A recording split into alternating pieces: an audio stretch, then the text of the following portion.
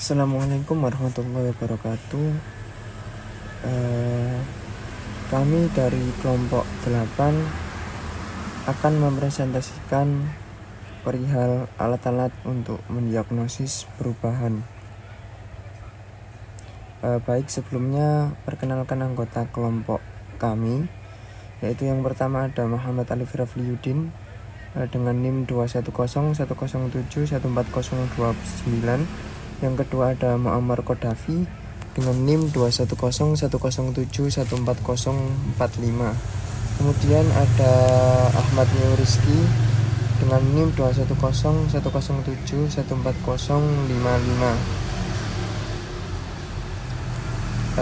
Baik, yang selanjutnya ada Six-box model organisasional. Six-box model organisasional ini sering disebut juga model diagnosis 6 kotak Weisbord, yang merupakan kerangka kerja yang digunakan untuk menganalisis dan memahami permasalahan yang ada di dalam sebuah organisasi. Six-box model ini terdiri dari dua karakteristik, yaitu formal system dan informal system. Formal system adalah sistem yang ada secara tertulis dan administratif dalam organisasi, sedangkan informal system adalah apa yang benar-benar dilakukan oleh orang-orang dalam organisasi. Berikut penjelasan yang spesifik mengenai kerangka diagnosis organisasi model Six-box dijabarkan oleh Munir dalam bukunya yang berjudul Six Dimension Organization dengan pendekatan Organizational Development, di mana disebutkan yang pertama yaitu ada purpose, di mana aspek ini berkaitan dengan kejelasan tujuan dan kesepakatan tujuan. Dengan kata lain, sejauh mana anggota organisasi memahami dan mendukung tujuan organisasi. Komponen yang menjadi perhatian dimensi ini meliputi visi dan misi, rencana strategis, rencana tahunan, dan program tahunan. Kemudian yang poin kedua yaitu structure. Structure yaitu menggambarkan bentuk organisasi di mana tugas dan proses yang diorganisir. Selain itu juga berkaitan dengan tingkat kewenangan dan hubungan formal antara kelompok, di mana aspek ini melihat seberapa sesuai antara tujuan organisasi dan juga struktur yang digunakan untuk mencapai target. Pada poin ketiga ada relationship, di mana relationship membahas hubungan yang terjalin dalam pekerjaan dan kualitas hubungan tersebut. Hubungan kerja meliputi 3 ranah, yaitu antara karyawan, antara unit kerja, subsistem, dan juga antara anggota organisasi dengan pelanggan. Yang keempat ada reward. Reward terkait dengan bentuk intensif yang dapat mempengaruhi motivasi kerja karyawan. Selain itu juga menjelaskan perasaan sikap karyawan terhadap penghargaan yang diterimanya. Yang kelima ada helpful mechanism, di mana helpful mechanism ini membahas segala sesuatu yang menunjang proses pengelolaan manajemen organisasi agar bisa terkelola secara baik, efektif, efisien, dan produktif untuk mencapai tujuan organisasi. Di poin keenam ada aspek leadership, di mana aspek ini berfokus pada cara pemimpin dalam mengidentifikasi dan mengarahkan anggota di dalam mencapai tujuan. Hal ini membahas bagaimana cara pemimpin dalam mengelola dan mempertahankan akuntabilitas dari organisasi. Efektivitas kepemimpinan dapat dicapai melalui pencapaian gaya kepemimpinan dengan kondisi pengikut yang bervariasi, baik dipandang dari tingkat kematangannya maupun dari segi variabel budaya sang pengikut. Kemudian yang di nomor 7 ada environment, yaitu environment merupakan tuntutan dan juga tekanan yang berasal dari eksternal organisasi yang membutuhkan respon cepat. Faktor eksternal ini menjadi dimensi input yang mempengaruhi jalannya proses bisnis perusahaan. Harrison dan Shirom memperhatikan beberapa poin untuk menganalisa faktor eksternal ini, diantaranya task environment dan general environment.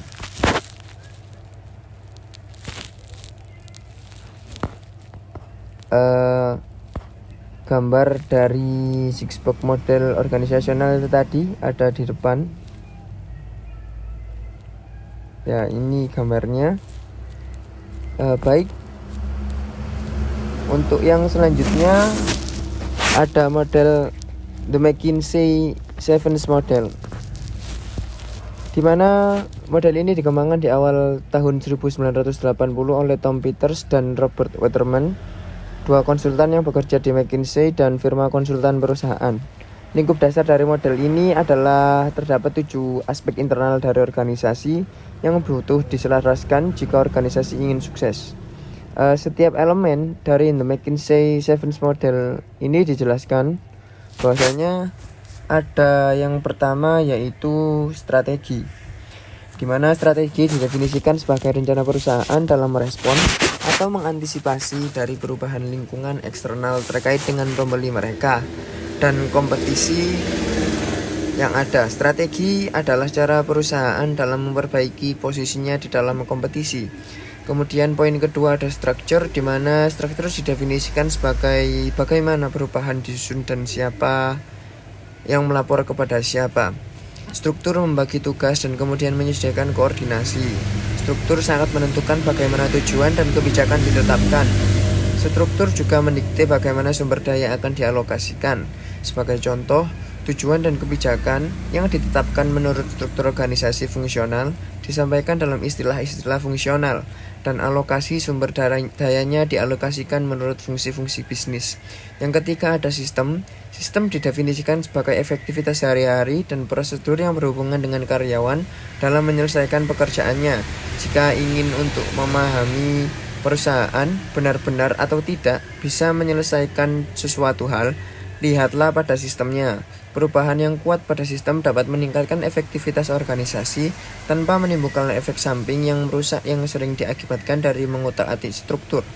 Kemudian yang keempat ada shared values, di mana shared values ini sering dikenal dengan superordinate goals, yang dimaksud adalah sekumpulan dari nilai dan juga ambisi, seringkali tidak tertulis, yang melampaui pernyataan konvensional yang formal dari tujuan perusahaan. Superordinate goals ini merupakan ide yang paling mendasar dibangunnya sebuah bisnis. Di poin kelima ada style, di mana style ini terkait dengan manajemen. Salah satu elemen dari manager style adalah bagaimana dia memilih untuk menghabiskan waktu. Manajer seharusnya tidak hanya menghabiskan waktunya hanya untuk perencanaan, pengorganisasian, dan hal-hal teknis lainnya, namun manajer juga dapat memperkuat pesan atau membuat orang-orang berpikir ke arah yang diinginkan. Kemudian ada di poin 6 yaitu staff, di mana staff ini didefinisikan sebagai sumber daya manusia dalam perusahaan. Waterman mengatakan bahwasanya the right people can make any organization work, dengan arti yang orang tepat dapat membuat organisasi apapun dapat bekerja. Selanjutnya di poin ke-7, poin terakhir ada skill, di mana skill ini didefinisikan sebagai apa yang dapat dilakukan perusahaan dengan sangat baik. Model Sevens McKinsey melibatkan 7 faktor yang saling bergantung, yang dikategorikan sebagai hard elements dan soft elements. Hard elements mudah untuk didefinisikan dan manajemen dapat secara langsung mempengaruhinya. Sedangkan soft elements di sisi lain bisa jadi lebih sulit untuk dideskripsikan dan juga tidak berwujud, serta lebih dipengaruhi oleh budaya. Selanjutnya yaitu ada STAR Model. STAR Model diciptakan oleh J. Gilbert dengan menekankan betapa pentingnya hubungan antar komponen organisasi, strategi, struktur, kapabilitas, proses, dan lateral sistem penghargaan, dan orang adalah komponen organisasi yang dimaksud dalam hal ini. Strategi lebih penting daripada fungsi lainnya. Jika strategi tidak jelas, tidak ada cara untuk memutuskan apa yang harus dilakukan karena strategi menentukan arah organisasi. Struktur yang biasanya digambarkan dalam bentuk peta organisasi merupakan otoritas formal yang menghubungkan dan mengelompokkan sebagai macam aktivitas organisasi. Proses organisasi baik formal maupun informal yang dikenal sebagai kapasitas proses dan lateral mengkoordinasikan berbagai macam aktivitas organisasi, berbagai macam praktik sumber daya manusia termasuk pemilihan, pengembangan, dan perbaikan kinerja. Jika salah satu dari kelima elemen di atas tidak bekerjasama, hasil kinerja perusahaan tidak maksimal. Dan bisa kita lihat di sini ada gambar STAR Model. Kemudian selanjutnya ada the congruence model. Menurut model diagnosis berbasis sistem terbuka yang dikembangkan oleh David Nadler dan Michael Tasman, keselarasan antara elemen organisasi yang menentukan efektivitasnya. Menurut model ini, organisasi terdiri dari 4 komponen utama, adalah pengetahuan, keterampilan, dan kebutuhan. Aransemen formal organisasi adalah struktur, proses, dan metode, dan komponen informal adalah keyakinan, nilai, dan perilaku. Kemudian di gambar di bawah ini menunjukkan bahwa organisasi dilihat sebagai proses transformasi yang mengubah input menjadi output. Proses ini dimulai dengan konteks yang melingkupi organisasi, yang dimulai dengan konteks organisasi yang mencakup sejarah, lingkungan, dan sumber daya. Semua hal di luar organisasi tersebut, lingkungan, dan hal-hal ini mempengaruhi organisasi. Sumber daya adalah aset, baik yang dapat dilihat maupun yang tidak dapat dilihat. Sejarah organisasi mencakup perjalanannya dari awal berdirinya hingga sekarang. Dalam situasi seperti ini, strategi dibuat dan organisasi dianggap sebagai alat untuk mencapai tujuan. Kinerja organisasi adalah hasil akhir dari proses transformasi ini, dan bisa dilihat ada gambar, yaitu gambar the congruence model. Terima kasih. Baik, untuk yang selanjutnya yakni model perubahan Burke-Lewin. Model Burke-Lewin tentang perubahan organisasi, juga dikenal sebagai model Burke-Lewin, adalah kerangka kerja komprehensif untuk memahami dan mengelola perubahan organisasi. Dikembangkan oleh George Lewin dan juga Warner Burke pada tahun 1992. Model ini mengidentifikasi 12 faktor kunci yang mempengaruhi kinerja dan perubahan organisasi. Faktor ini dibagi menjadi 3 kategori. Yang pertama yakni transformasional, yang kedua transaksional, dan yang ketiga faktor individu dan pribadi. Berikut adalah gambaran singkat dari setiap faktor. Nah, yang pertama faktor transformasional.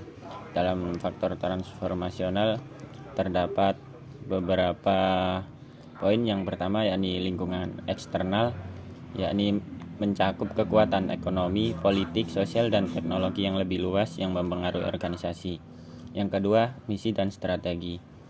Misi dan strategi ini memiliki tujuan dan visi misi dan tujuan sebuah organisasi untuk mencapainya. Nah, yang ketiga, kepemimpinan.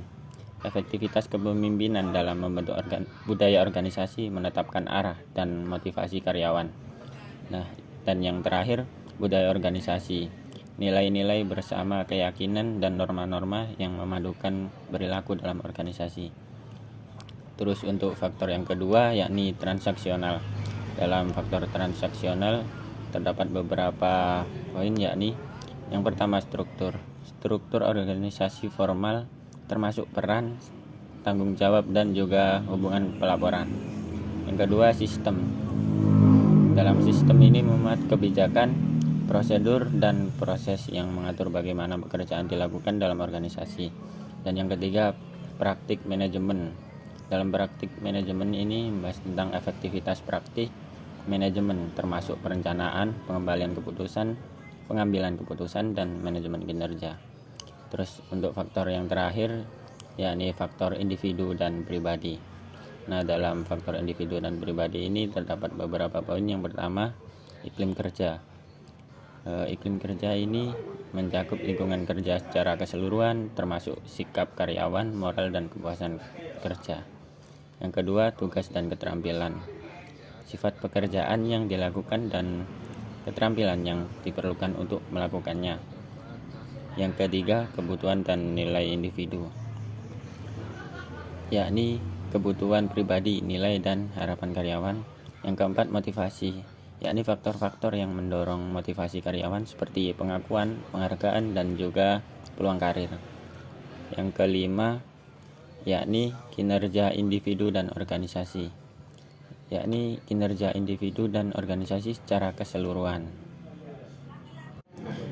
Menurut model Burke-Lewin, faktor transformasional atau lingkungan eksternal, misi dan strategi, kepemimpinan dan budaya organisasi dianggap sebagai pendorong utama perubahan.